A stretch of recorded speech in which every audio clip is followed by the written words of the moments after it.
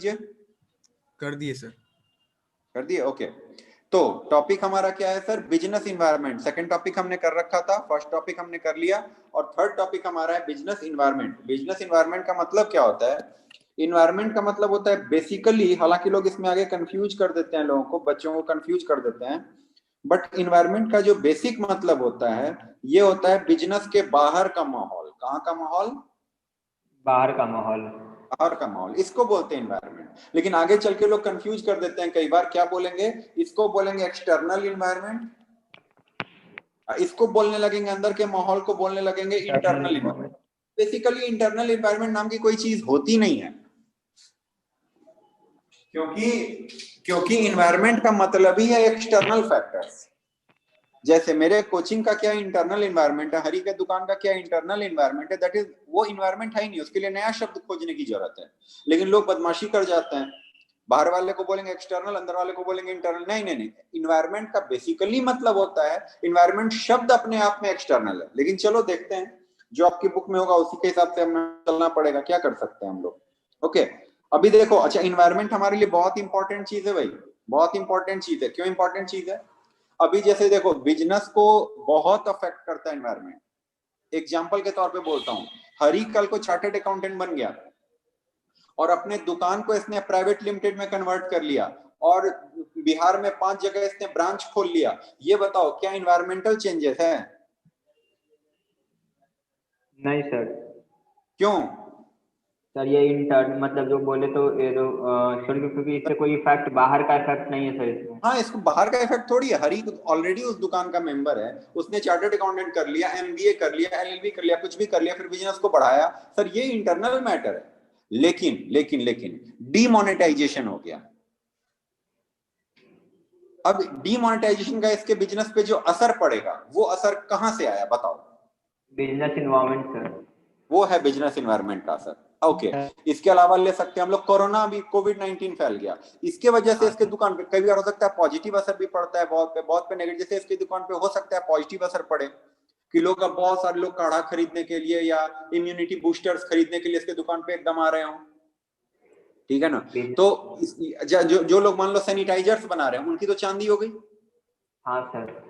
है ना? तो जो कंपनी, मान लो जैसे जो कंपनी डाबर है, लाइफबॉय है, या जो भी कंपनी सैनिटाइजर नहीं भी बना रही थी, उन्होंने भी बनाना शुरू कर दिया, बिकॉज एक्सटर्नल एनवायरनमेंट से उनको प्रेशर आया, क्या भाई, कि सैनिटाइजर आप बनाओ, इसकी बिक्री है।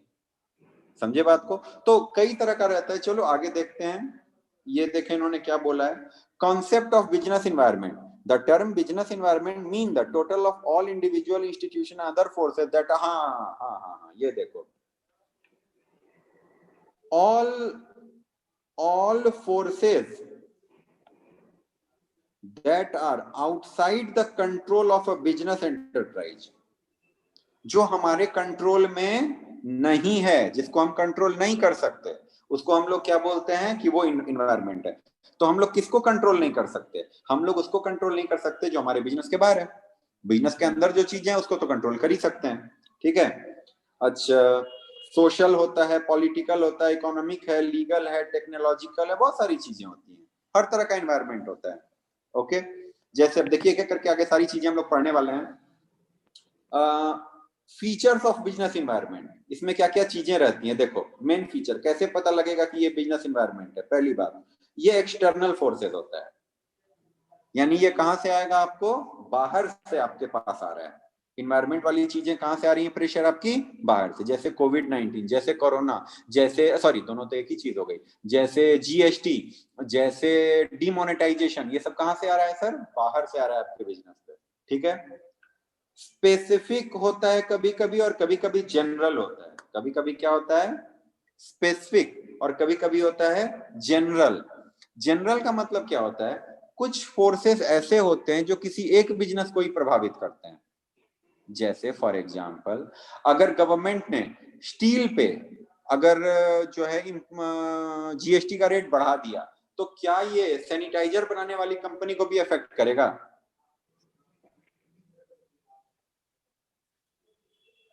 बताओ, अगर गवर्नमेंट स्टील पे जीएसटी का रेट बढ़ा दे तो ये किसको इफेक्ट करेगा? जो लोग स्टील में डील करते हैं, वाले को। Yes sir. है ना? जैसे मान लो जो लोग कार बना रहे हैं, या इस है ना, या टाटा स्टील या टाटा मोटर्स या जो भी इस तरह की कंपनीज है, बट उससे फार्मास्यूटिकल कंपनी को क्या लेना देना।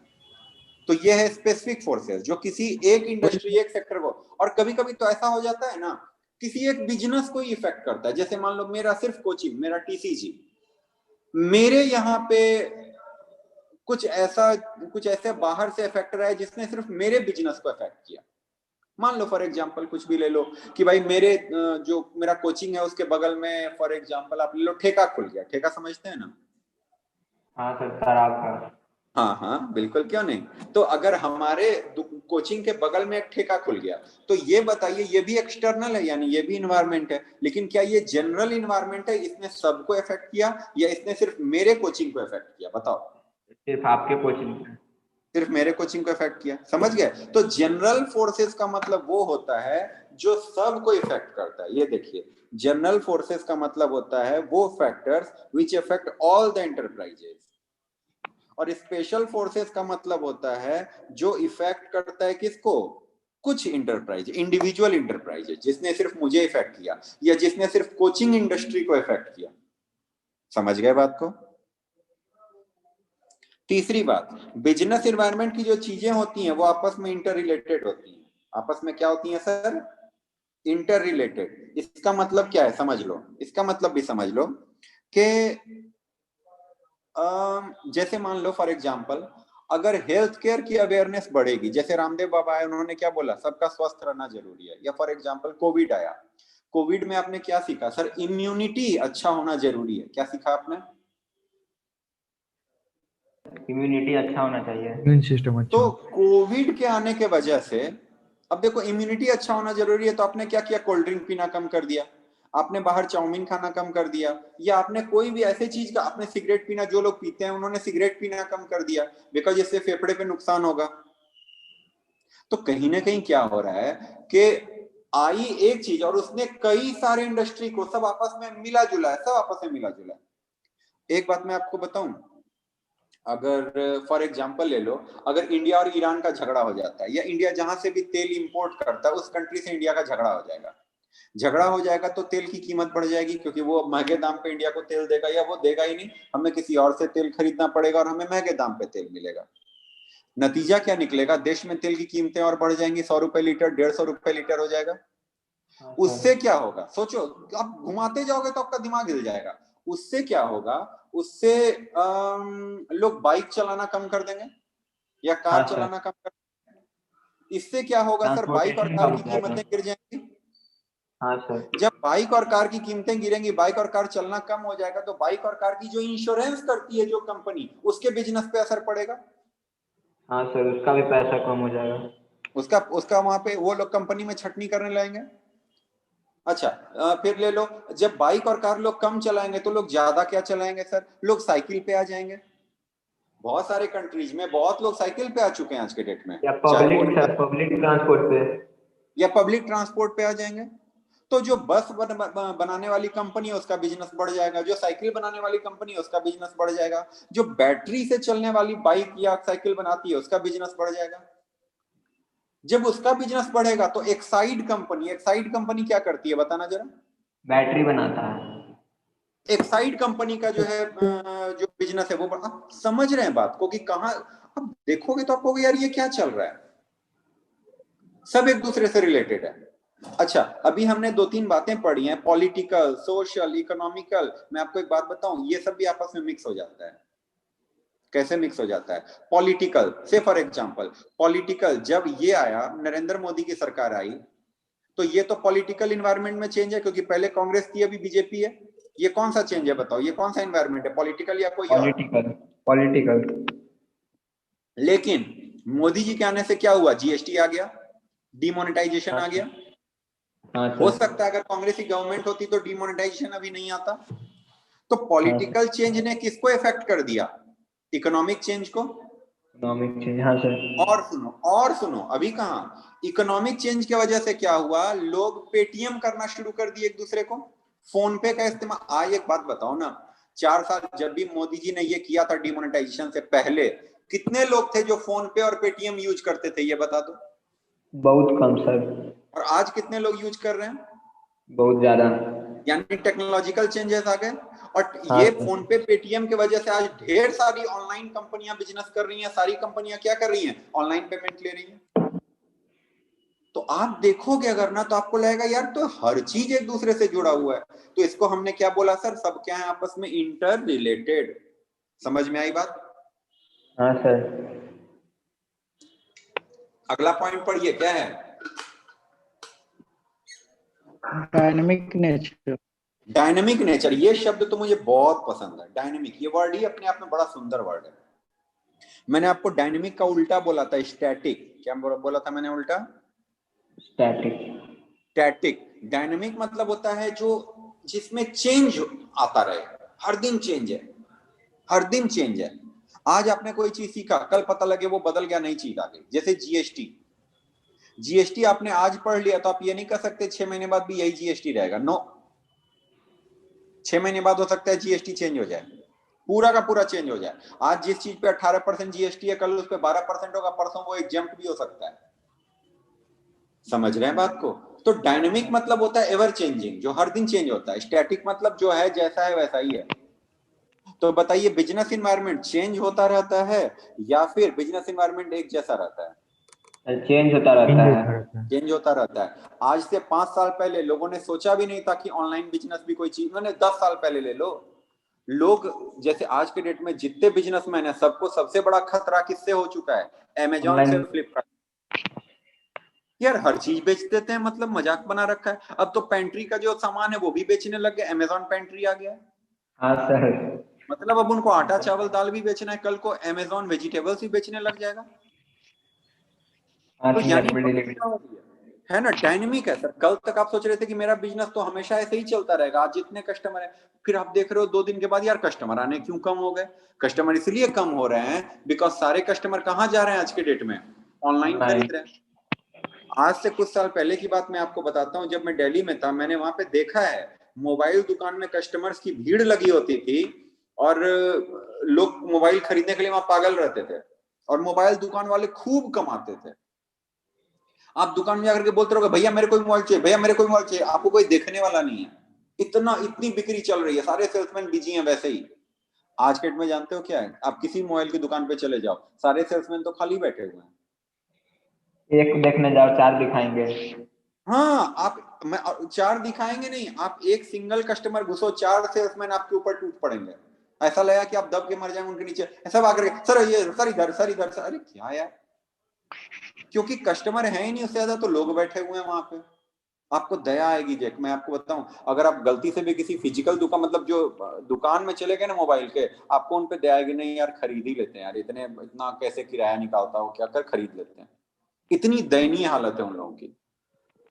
समझ गए? अच्छा, जो लोग अब सब मोबाइल नहीं ऑनलाइन बेच पा रहे, निकलता वो है। लोग किसमें घुस गए? टेम्पर्ड ग्लास लगाने में घुस गए, कहते हैं यहीं से कमा लेंगे। आप देख रहे हो कितना डायनेमिक है माहौल। आप हाँ सर। देखोगे जो आदमी कल तक मोबाइल बेच रहा था, आज वो टेम्पर्ड ग्लास लगा रहा है। और जो रिचार्ज करता था सर। हाँ, कल तक जो रिचार्ज कर, हाँ, ये तो बहुत सही बात बोले, कल तक जो रिचार्ज की दुकान थी, आज सब में टेम्पर्ड लगता है। अक्का, और वो क्या होता है, मोबाइल का कवर होता है ना, मोबाइल कवर बेचते हैं आज के डेट में सब लोग मोबाइल कवर बेचने लग गए आज। तो ये सारी चीजें हैं। अनसर्टेनिटी। ये बताओ बिजनेस इन्वायरमेंट आगे चल के क्या होगा, सर्टेन है या uncertain? Uncertain. Uncertain. Uncertain. It is very difficult to predict future event. आगे क्या होगा कोई नहीं जानता। टेक्नोलॉजिकल चेंजेस कैसी आएंगी कोई नहीं जानता। गवर्नमेंट पॉलिसी कैसे बनेगी कोई नहीं जानता। कोरोना कब फैल जाएगा कोई नहीं जानता। समझ गए? अगला देखिए, बिजनेस इन्वायरमेंट आसान होता है या कॉम्प्लेक्स होता है? सरल है या कॉम्प्लेक्स होता है? कॉम्प्लेक्स होता है सर। क्यों कॉम्प्लेक्स होता है जानते हो? बिजनेस इन्वायरमेंट में 10 चीजें, 10 चीजें आपस में मिक्स हैं। आपको यही नहीं पता चलेगा यार किस चीज का मेरे पे अच्छा असर पड़ेगा कि बुरा असर पड़ेगा। आप डिसाइड ही नहीं कर पाओगे कि सामने से जो चीज आ रही है वो मेरे लिए अच्छी है या बुरी है। आप डिसाइड ही नहीं कर पाओगे। फॉर एग्जाम्पल कोचिंग की बात करता हूं मैं। कोचिंग में अगर मान लो कोरोना आ गया, तो लोग, बहुत सारे लोगों को लगा यार कोरोना आ गया, कोचिंग इंडस्ट्री बर्बाद हो गई। लेकिन कुछ लोगों ने इसको अपॉर्चुनिटी की तरह लिया, अरे यार जो सामने वाले बच्चे नहीं है वो आ रहे हैं, नहीं आ रहे हैं तो क्या हो गया, ऑल ओवर इंडिया के बच्चों को अब टारगेट करेंगे, फटाफट फटाफट वो लोग ऑनलाइन क्लासेस में चले गए, फटाफट अपना ऐप बनाया। तुरंत प्रोजेक्टर लगाया, तुरंत ही कैमरा लगाया, तुरंत ही ऑनलाइन लेक्चर बना बना के बेचना शुरू कर दिया। और कुछ लोग हैं जो लोग ये सोचते रह गए बैठ के कि यार कोरोना आ गया तो हमारी तो कोचिंग बर्बाद हो गई, नहीं सर, कुछ क्योंकि लोग बच्चों ने सोचते आना हैं बंद कर। समझ रहे हैं इस बात को? तो ये बड़ा कॉम्प्लेक्स है समझना कि कोई भी चीज आपके लिए फायदेमंद रहेगा या नुकसान होएगा, ये आप इतना आसान से नहीं समझ सकते। ये देखिए, business environment is complex because इसमें बहुत सारे न्यूमरस इंटर रिलेटेड फैक्टर्स होते हैं, सब आपस में रिलेटेड है। जैसे बॉडी है ना, हमारी जो बॉडी है, अब इसमें आपको हार्ट की सर्जरी करनी है, आपको एक काम करो, हार्ट है तो छोटी सी तो चीज है नहीं रे, हार्ट से तो पूरी बॉडी जुड़ी हुई है।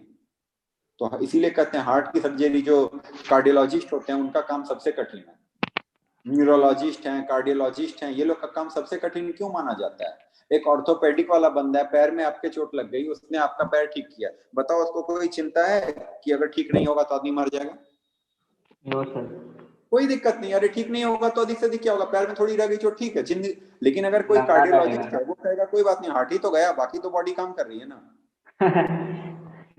ऐसे थोड़ी मजाक थोड़ी चल रहा है, हार्ट ही चला गया ना यार, बाकी बॉडी तो काम कर रही है। नहीं, लेकिन अगर मान लो किसी, जैसे कोई भी आदमी उसके पैर में चोट लग गई या कट ही गया पैर, कुछ भी हो गया, तो भी आप कह सकते हो भाई कोई बात नहीं, बॉडी तो पूरा काम कर रहा है, आदमी तो जिंदा है।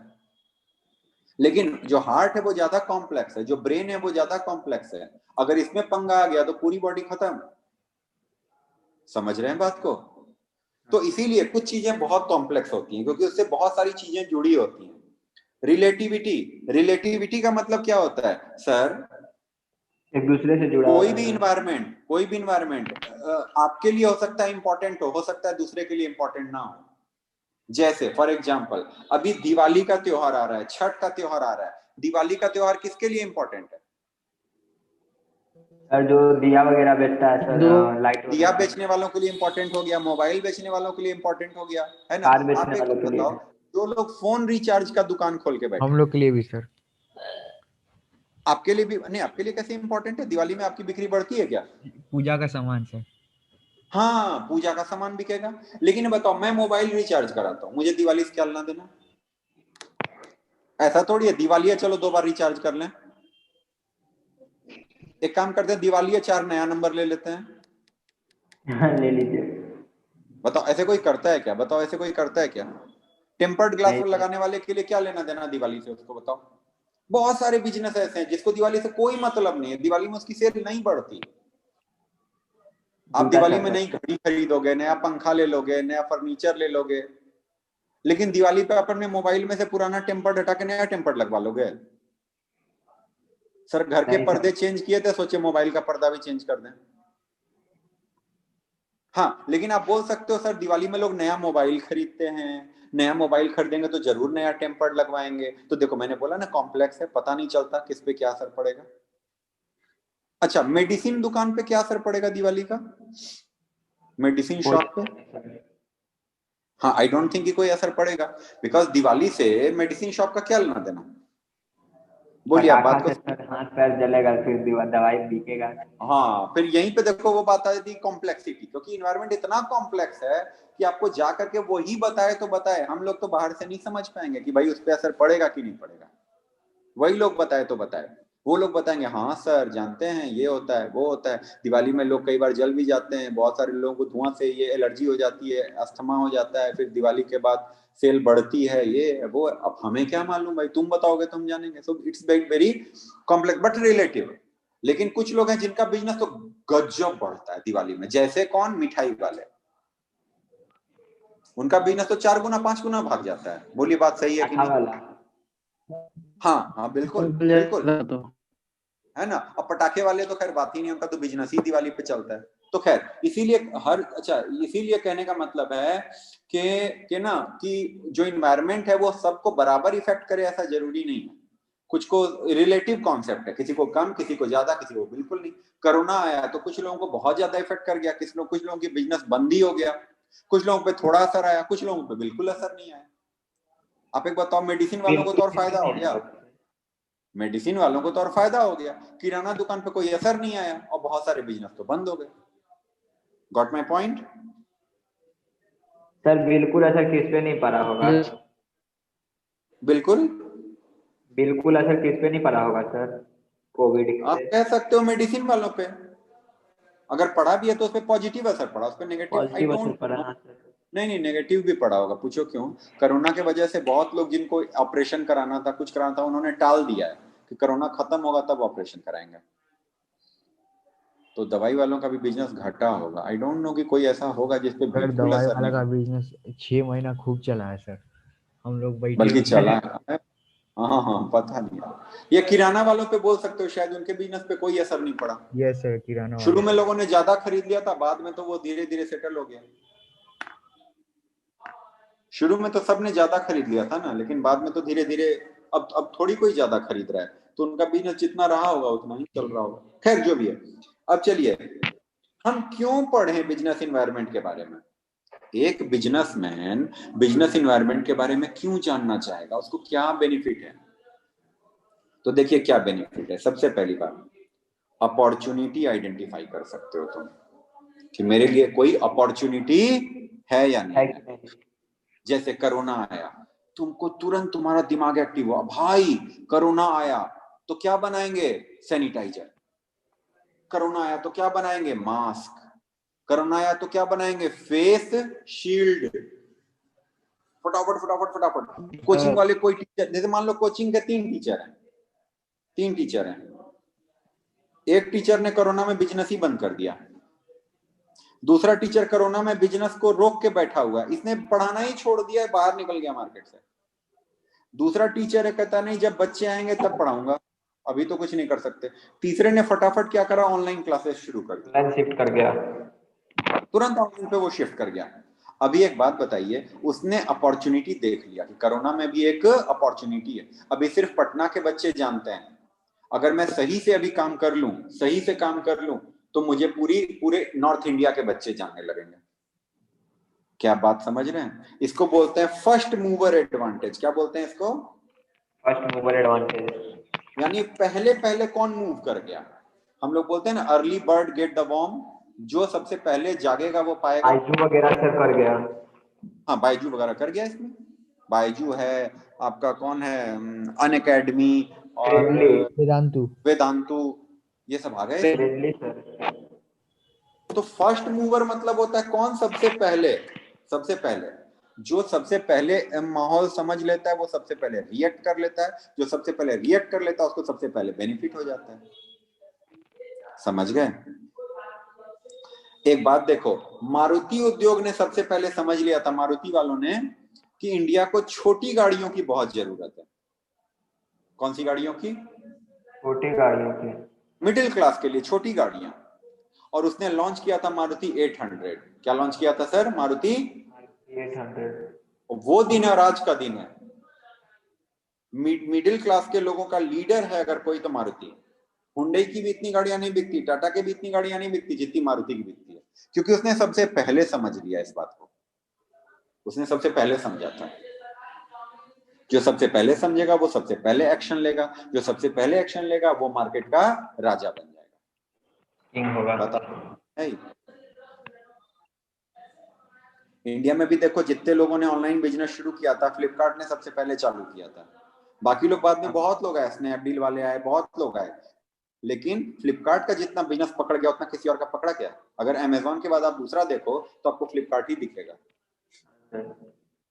है ना। चलिए, उसके बाद देखिए, identify threat and early warning signal. अगर आप इन्वायरमेंट पे ध्यान रखोगे तो आपको न केवल अपॉर्चुनिटी का पता लगेगा, यानी कहाँ कहाँ बिजनेस की संभावनाएं हैं, बल्कि आपको थ्रेट का भी पता चल जाएगा, यानी कहाँ कहाँ से हमें खतरा है। जैसे कोई दुकान है, वो अपना दुकान खोल के माल बेचता है, ठीक है, और अभी उसको पता लगा अबे सब तो लोग तो ऑनलाइन खरीद रहे हैं, तो इसका मतलब ये चीज उसके लिए क्या बन गया, खतरा। खतरा। तो अगर वो अपने आसपास के एनवायरनमेंट को डेली ध्यान में रखेगा तब ना। अगर वो आंख बंद करके बैठा रहेगा, डेली सुबह दुकान पे जाता है, शाम को दुकान से सामान बेच के आता है, वो सोचता ही नहीं देश में क्या चल रहा है, तो एक दिन उसको अचानक से पता लगेगा मेरे यहाँ तो कस्टमर आने बंद हो गए। तो ऐसा नहीं है कि मार्केट ने उसको सिग्नल नहीं दिया, खूब सिग्नल दिया। वो देखता तब ना कि अमेजोन आ चुका है, फ्लिपकार्ट आ चुका है, ऑनलाइन लोग मोबाइल खरीद रहे हैं, उसने तो कभी ध्यान ही नहीं दिया इन चीजों पे। तो बताइए, इन्वायरमेंट आपके लिए अपॉर्चुनिटी भी देता है, मगर साथ के साथ क्या होता है, आपके लिए थ्रेट भी लाता है। तो आपको दोनों को अगर अपॉर्चुनिटी पहचान जाओगे तो आगे बढ़ जाओगे, थ्रेट पहचान जाओगे तो उससे बचने का उपाय करोगे। समझ गए? Yes sir. वो आपको वार्निंग सिग्नल देता है, आप बचिए उससे। सिग्नल का स्पेलिंग देखो, इन्होंने कुछ गड़बड़ लिख दिया है, इसको एस कर दीजिए, सिग्नल्स, इग्नल्स नहीं। Okay sir? Yes sir. It help in tapping useful resources. जैसे अगर आपका एनवायरनमेंट पे ध्यान रहेगा तो आप जितने रिसोर्सेज अपने हैं उनको भी समय से जमा कर पाएंगे, और जमा करके आप काम करेंगे। तो कोई खास पॉइंट नहीं है, ये तो ऐसे ही बना दिया इन्होंने। It help in कॉपिंग with rapid changes. जो रैपिड चेंजेस इन्वायरमेंट में आते हैं, अगर आप इन्वायरमेंट पे नजर रखोगे तब ना आप उसका कदम से कदम मिला के, ताल से ताल मिला के चलोगे, नहीं तो इन्वायरमेंट आगे बढ़ जाएगा, आप पीछे रह जाएंगे। इसका सबसे प्यारा, सुंदर, महत्वपूर्ण एग्जांपल कौन सा है जानते हो? नोकिया। नोकिया इस चेंज को समझ ही नहीं पाया कि आने वाली दुनिया किसकी है? स्मार्टफोन की। स्मार्टफोन में भी क्या, एंड्रॉइड की। समझ ही नहीं। सैमसंग समझ गया, वो राजा बन गया। सैमसंग समझ गया, वो राजा बन गया। नोकिया नहीं समझ पाया, कंपनी बिक गई। और बोलो, ये इन्वायरमेंट का वार्निंग सिग्नल नहीं समझ पाया, इसीलिए ना। जानते हो एंड्रॉइड सबके लिए क्या बन के आया? एंड्रॉइड थ्रेट भी लेके आया, एंड्रॉइड अपॉर्चुनिटी भी लेके आया। इस थ्रेट के वजह से नोकिया बर्बाद हो गया, और इस थ्रेट की वजह से सैमसंग राजा बन गया। सॉरी, इस अपॉर्चुनिटी को लेकर माइक्रोसॉफ्ट लाने की वजह से बर्बाद हो गया। तो यही तो बात है, नोकिया ये नहीं समझ पाया कि पहले तो नोकिया ये नहीं समझ पाया कि एंड्रॉइड कितनी बड़ी चीज है। हाँ और सर। जब तक मैं वो समझा तब तक मैं एंड्रॉइड ने उसका डील करने से मना कर दिया। नोकिया क्या चाहता था कि एंड्रॉइड सिर्फ हम ही के लिए, मेरे ही लिए। जैसे एप्पल का एप्पल का जो ऑपरेटिंग सिस्टम है वो सिर्फ एप्पल के फोन वही पे है। सर। हाँ सर। है ना? तो नोकिया वालों ने एंड्रॉइड को बोला था कि हम आपका जो ऑपरेटिंग सिस्टम है अपने फोन में लेने के लिए तैयार है, मगर हमारी एक शर्त है। शर्त क्या सिर्फ है मेरे कि पास आप बाकी रहेगा। लोगों को देने से मना कर दो, एंड्रॉइड ऑपरेटिंग सिस्टम सिर्फ हमारे ही फोन में चलेगा। लेकिन तब तक में एंड्रॉइड एक बड़ी कंपनी बन चुकी थी, एंड्रॉइड ने ये करने से मना कर दिया। अगर तो वो नोकिया माइक्रोसॉफ्ट अगर नोकिया यही काम 2 साल पहले कर दी होती कि अबे एंड्रॉइड तो आने वाले समय का हीरा है, और 2 साल पहले एंड्रॉइड छोटी कंपनी रही होगी, और अगर हाँ नोकिया ने, और नोकिया उस समय का जायंट था। जायंट समझते हो? हाँ सर। मतलब भयंकर। मन भयंकर था नोकिया। 90% लोग नोकिया का फोन यूज करते थे, और एंड्रॉइड उस समय छोटी चीज थी। अगर नोकिया ने उसी समय एंड्रॉइड को पकड़ लिया होता, एंड्रॉइड अपनी खुशकिस्मती मानता किस बात को, कि नोकिया जैसी कंपनी ने मुझे अपना पार्टनर बनाया। एंड्रॉइड देता ही नहीं किसी को। आज आपको किसी फोन में एंड्रॉइड नहीं मिलता सिवाय नोकिया के। लेकिन तभी नोकिया ने ध्यान नहीं दिया, और जब तक नोकिया को ये बात समझ में आई तो तभी भी नोकिया अपने घमंड में चूर। नोकिया अपने घमंड में चूर था। नोकिया ने एंड्रॉइड के मालिक को जानते हो जाके क्या बोला? कहता देख ऐसा है, हम तेरा इस जो ऑपरेटिंग सिस्टम है वो अपने फोन में लगाने के लिए तैयार है। शर्त हमारी ये है। क्या शर्त है हमारी? कि तू किसी और को अपना ऑपरेटिंग सिस्टम नहीं देगा। बताओ। लेकिन तब तक में जो एंड्रॉइड है वो अपने आप में राजा। कहता नहीं, हम नहीं मानते। तो फिर नोकिया ने क्या किया? विंडोज से हाथ मिलाया, और कहता विंडोज को कि देखो तुम्हारा भी दुश्मन बन गया है ये, और हमारा भी दुश्मन है, चलो दोनों मिलके इसको हराएं। तो विंडोज ने बोला ठीक है, हमने अपना ऑपरेटिंग सिस्टम दे दिया। लेकिन तब तक में बहुत देर हो चुकी थी। नोकिया ने फोन लॉन्च किए, लेकिन बहुत देर से लॉन्च किए। तब तक में लोगों को आसान, क्योंकि तब तक में लोगों को एंड्रॉइड की आदत पड़ चुकी थी। तो कुछ लोगों ने लिया भी, ऐसा नहीं है, कुछ लोगों ने लिया नोकिया के फोन। मैंने भी लिया था नोकिया का फोन। नोकिया 720 था शायद, या कुछ था, मैंने भी लिया था। लेकिन उसमें वो बात ही नहीं थी जो एंड्रॉइड में थी, क्योंकि उसमें उसका जो ऐप स्टोर, देखो कोई भी ऑपरेटिंग सिस्टम आज डेट में चलता है अपने ऐप स्टोर से। आप एक बात बताओ, टेलीग्राम अगर आपको एंड्रॉइड में मिल रहा है, एक जस्ट फॉर एग्जांपल बात कर रहा हूँ, टेलीग्राम आपको एंड्रॉइड में मिल रहा है और एप्पल में भी मिल रहा है, और विंडोज के प्ले स्टोर में मिल ही नहीं रहा, आप विंडोज का फोन खरीदोगे? नहीं सर। तो जहां पे आपको जितने ऐप मिलेंगे वही, क्योंकि ऐप राजा बन चुका था कि किसके ऐप स्टोर में कितने ऐप हैं। आज की दुनिया, आज जो है मार्केट चल रहा है किस चीज पे भाई? उस समय जैसे मान लो, एक छोटी सी बात बोलता हूँ, उस समय गेम बड़ा पॉपुलर था, एंग्री बर्ड। हाँ सर। अब एंग्री बर्ड मान लो सब में है, नोकिया के फोन में है ही नहीं, समझ रहे हैं, तो लोगों ने खरीदना बंद कर दिया। तो ये सब का नतीजा क्या निकला भाई? इन सब का नतीजा ये निकला कि वो कंपनी, तो खैर पूरा आई थिंक आपने पूरी बात समझ ली कि यहाँ पे चीज क्या है। कॉपिंग विद द रैपिड चेंज, भाई आपको दुनिया इतनी तेजी से बदल रही है, आपको बदलती दुनिया को एंटिसिपेट करके, उसको अंदाजा लगा के उसके हिसाब से अपने आप को आगे बढ़ाना ही पड़ेगा, अदरवाइज कोई उपाय आपके पास नहीं है, नहीं तो आप बर्बाद हो जाएंगे। ठीक है, अगर आप इन्वायरमेंट पे ध्यान रखोगे तो प्लानिंग कर पाओगे और पॉलिसी अपना बना पाओगे कि हमें क्या पॉलिसी रखनी है, आगे के लिए हमें क्या काम करना है, टच स्क्रीन फोन बनाने हैं या बटन वाले फोन पे ही रहेंगे या क्या करेंगे, ये सारी चीजें आएंगी। अच्छा, और ये आपका परफॉर्मेंस को इम्प्रूव करेगा। अगर आप मॉनिटर करते रहोगे अपने एनवायरनमेंट को कंटिन्यूअसली, तो आप अपने इंप्रूवमेंट परफॉर्मेंस को करोगे और फ्यूचर, प्रेजेंट और फ्यूचर दोनों परफॉर्मेंस को इम्प्रूव कर पाओगे। बोलिए, इसमें कुछ और समझाने की बात है? नहीं सर।